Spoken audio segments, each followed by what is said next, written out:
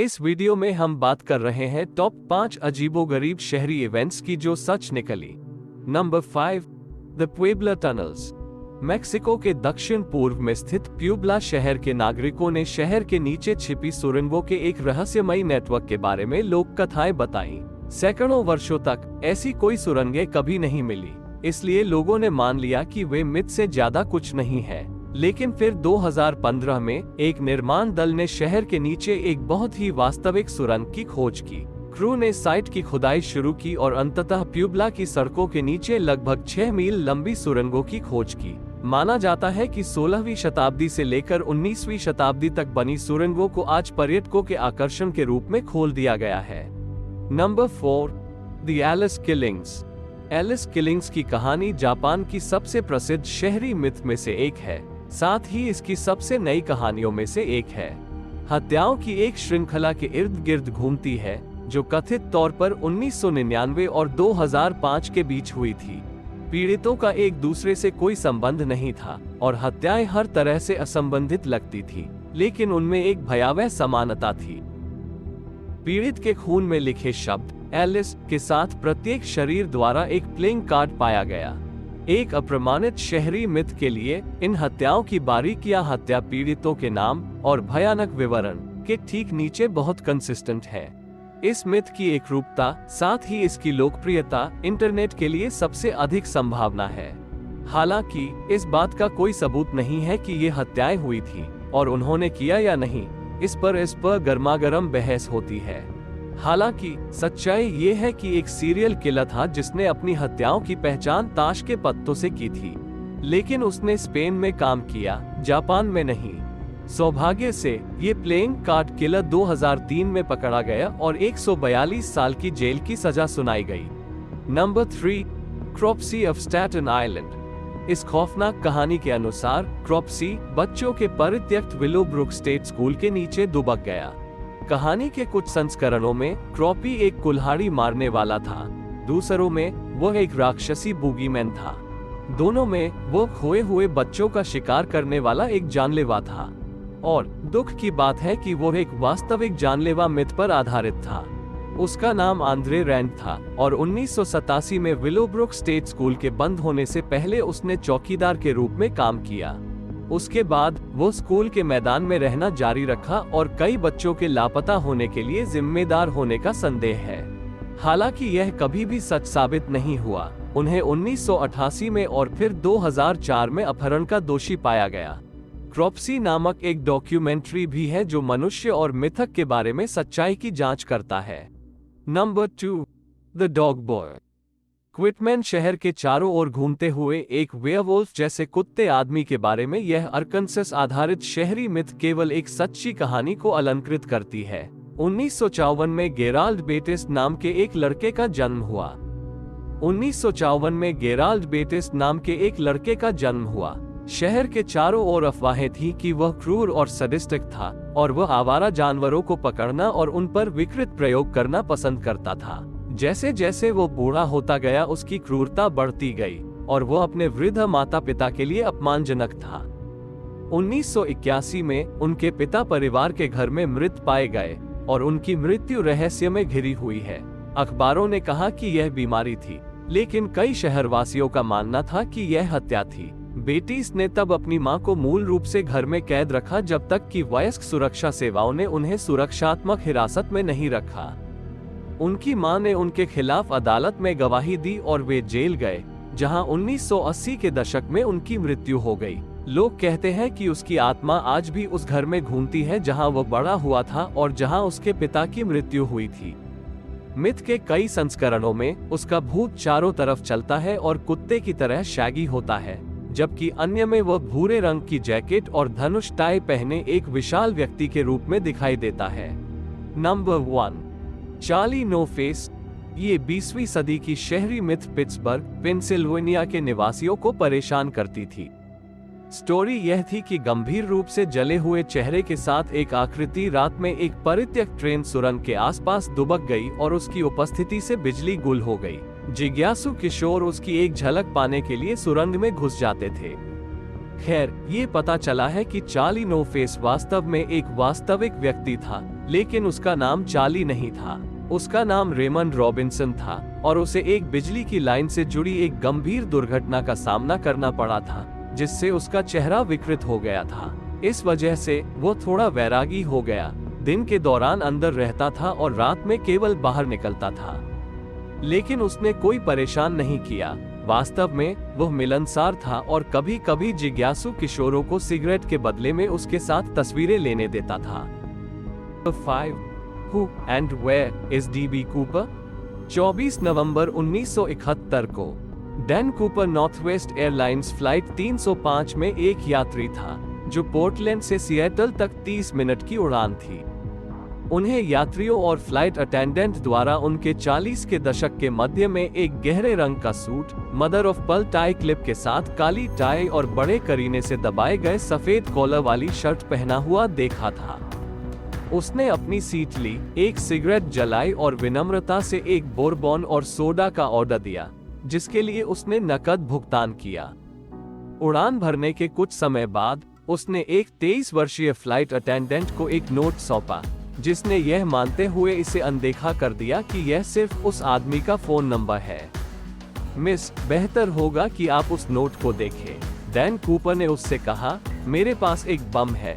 Note का सटीक wording रहस्य का हिस्सा है, क्योंकि कूपर ने फ्लाइट अटेंडेंट द्वारा इसे पढ़ने के बाद इसे पुनः प्राप्त किया, लेकिन उनकी मांग अमेरिकी मुद्रा में $2 लाख, 4 पैराशूट और एक ईंधन ट्रक थी सिएटल में।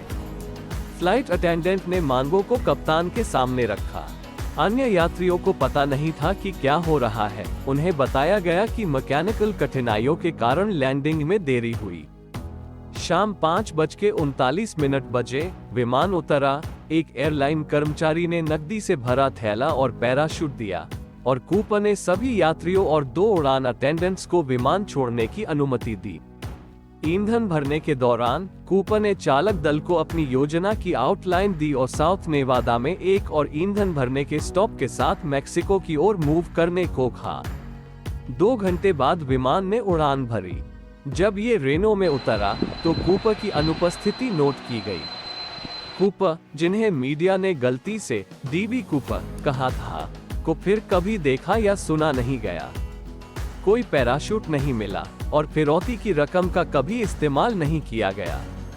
1980 में ओरेगन में अपने परिवार के साथ छुट्टी पर गए एक युवा लड़के को फिरौती की रकम के कई पैकेट मिले, सीरियल नंबर द्वारा पहचाने जाने योग्य, जिससे कूपर या उसके अवशेषों के लिए क्षेत्र की गहन खोज हुई। कभी कुछ नहीं मिला। कुछ समय के लिए यह अनुमान लगाया गया था कि मैडमैन, काल्पनिक डॉन ड्रेपर वो व्यक्ति था जो कूपर बना। वास्तविक दुनिया में कूपर के संभावित लैंडिंग स्थलों में से एक में 2017 में एक पैराशूट का पट्टा मिला था। Number 4, roaming ruins. ब्राजील की गुआनाबारा खाड़ी में कबाड़ मिलना कोई असामान्य बात नहीं है, लेकिन रॉबर्ट मार्क्स ने 1982 में वहां जो खोजा वो एक असामान्य प्रकार का विदेशी मैटर था। तट से 24 किलोमीटर दूर स्थित 3 टेनिस कोर्ट के आकार के एक पानी के नीचे के मैदान में लगभग 200 रोमन सिरेमिक जार के अवशेष पड़े हैं, जिनमें से कुछ पूरी तरह से बरकरार हैं। मार्क्स के अनुसार जो एक प्रोफेशनल ट्रेजर हंटर, जार जुड़वा संभाल वाले एम्फोरा प्रतीत होते थे, जिनका उपयोग 3वीं शताब्दी में अनाज और शराब जैसे सामानों के स्टोर के लिए किया जाता था। लेकिन वे वहां कैसे पहुंचे?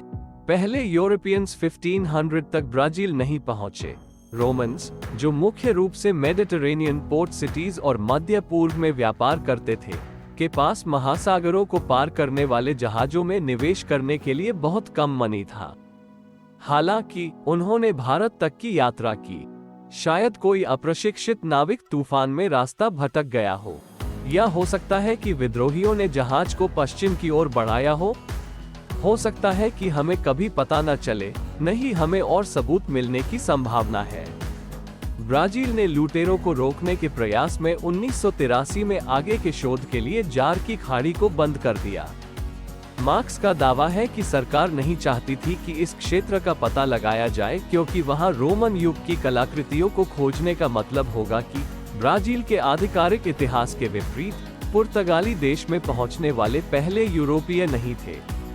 और सच, ये ट्रूथ समुद्र के 30 मीटर नीचे आराम कर रहा है। Number 3, What really happened to young Walter Collins? 2008 में क्लिंट ईस्टवुड की फिल्म चेंजलिंग ने 1920 के दशक की सबसे विचित्र और दुखद अपराध कहानियों में से एक में दिलचस्पी फिर से जगाई। सिंगल मॉम क्रिस्टीन कोलिन्स, चित्रित, ने अपने 9 वर्षीय बेटे वाल्टर के मार्च 1928 में लॉस एंजल्स में अपने घर से लापता होने की सूचना दी। 5 महीने बाद पुलिस वाल्टर को क्रिस्टीन के पास वापस ले आई, सिवाय इसके कि वह वाल्टर नहीं था और क्रिस्टीन इसे जानती थी। लेकिन एलए पुलिस ने क्रिस्टीन की चिंताओं को खारिज कर दिया, यहाँ तक कि उस पर टेरिबल मदरिंग और मानसिक अस्पताल के लिए प्रतिबद्ध होने का आरोप लगाया। असली वाल्टर कोलिन्स कभी नहीं मिला और समय के साथ अधिकारियों का मानना था कि वह सजायाफ्ता बाल हत्यारा गॉर्डन स्टीवर्ट नॉर्थकॉट के पीड़ितों में से एक था। हालांकि नॉर्थकॉट की मां ने वाल्टर की हत्या के लिए एक बयान दिया था। वाल्टर कोलिन्स के साथ जो कुछ भी हुआ, उसका शरीर कभी नहीं मिला और किसी ने कभी नहीं जाना कि वास्तव में क्या हुआ था।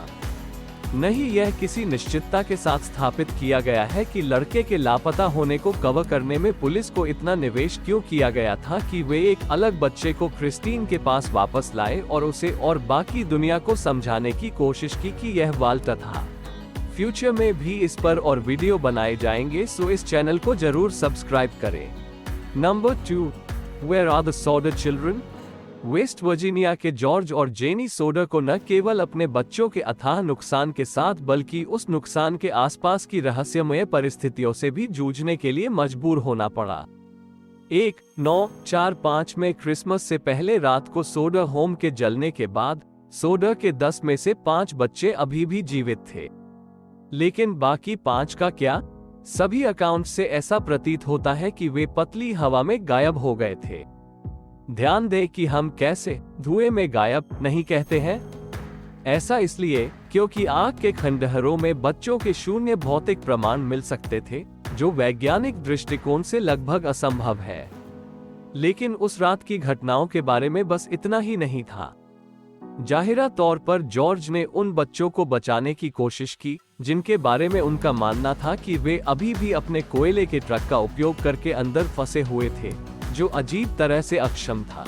घर की फोन लाइनें कटी हुई पाई गई। एक महिला ने दावा किया कि आग लगने के दौरान सभी 5 लापता बच्चों को एक गुजरती कार से झांकते हुए देखा, और चार्ल्सटन होटल की एक महिला जिसने अखबार में बच्चों की तस्वीरें देखी, ने कहा कि आग लगने के 1 हफ्ते बाद उसने 5 में से 4 बच्चों को देखा था। उसने एक बयान में कहा, बच्चों के साथ 2 महिलाएं और 2 पुरुष थे, सभी इतालवी मूल के थे। मैंने बच्चों से दोस्ताना तरीके से बात करने की कोशिश की, लेकिन पुरुष शत्रुतापूर्ण दिखाई दिए और इसकी अनुमति नहीं देंगे। सोडर परिवार ने सिद्धांत दिया कि बच्चों का अपहरण किया गया था, शायद पैसे निकालने के प्रयास में, शायद जॉर्ज को स्थानीय माफिया में शामिल होने के लिए मजबूर करने के लिए। सोडर इतालवी आप्रवासी थे, या शायद मुसोलिनी और इटली की फांसीवादी सरकार की जॉर्ज की मुखर आलोचना के प्रतिशोध में। 1950 के दशक से लेकर 1980 के दशक के उत्तरार्ध में जेनी सोडर की मृत्यु तक, सोडर परिवार ने स्टेट रूट 16 पर एक बिलबोर्ड बनाए रखा, जिसमें 5 लापता बच्चों की तस्वीरें थीं और जानकारी के लिए इनाम की पेशकश की गई थी। अंतिम ज्ञात जीवित सोडर बच्चे सिल्विया 69 अभी भी विश्वास नहीं करता कि उसके भाई बहन आग में जल गए। Number 1, The disappearance of Malaysian Airlines Flight 370। अनसुलझे रहस्यों के इस संग्रह की अंतिम घटना 8 मार्च 2014 को हुई। मलेशिया से चीन के लिए उड़ान भरते समय 239 यात्रियों और चालक दल के सदस्यों को ले जा रहा बोइंग 777 हवा में गायब हो गया। उड्डयन इतिहास में सबसे बड़ा बहुराष्ट्रीय खोज प्रयास किया गया विमान के मलबे के मात्र 20 टुकड़ों में। मलेशिया के प्रधानमंत्री ने ये कहने के अलावा अन्य टिप्पणी करने से इनकार कर दिया कि विमान हिंद महासागर के ऊपर गायब हो गया। क्लैरिटी की कमी ने कई थियरीज को जन्म दिया है, जिनमें से कई को कॉन्स्पिरेसी थियरीज माना जाता है, जो कि हार्वर्ड के प्रोफेसर कैस सनस्टीन के अनुसार भयावह और विनाशकारी स्थितियों का एक प्राकृतिक उत्पाद है, क्योंकि ऐसी घटनाएं लोगों को क्रोधित, भयभीत और देखने वाली बनाती है। एक लक्ष्य के लिए थेरियोज में अपहरण, संयुक्त राज्य द्वारा कब्जा, चालक दल की आत्महत्या। ये बताया गया था कि पायलट को वैवाहिक समस्याएं थीं, विमान में आग लगना, समुद्र में वर्टिकल एंट्री, एक मीटियोर स्ट्राइक और यहां तक कि एलियन अपहरण शामिल है। कई वर्षों के बीत जाने और समुद्र के हजारों वर्ग किलोमीटर की सफाई में $160 मिलियन के खर्च के बावजूद मलेशियाई एयरलाइंस की उड़ान 370 और उसमें सवार 239 लोगों का लापता होना एक रहस्य बना हुआ है। वैसे अगर आप लाइफ में आपका नॉलेज लेवल अप करना चाहते हैं तो लाइक और सब्सक्राइब करना ना भूलें।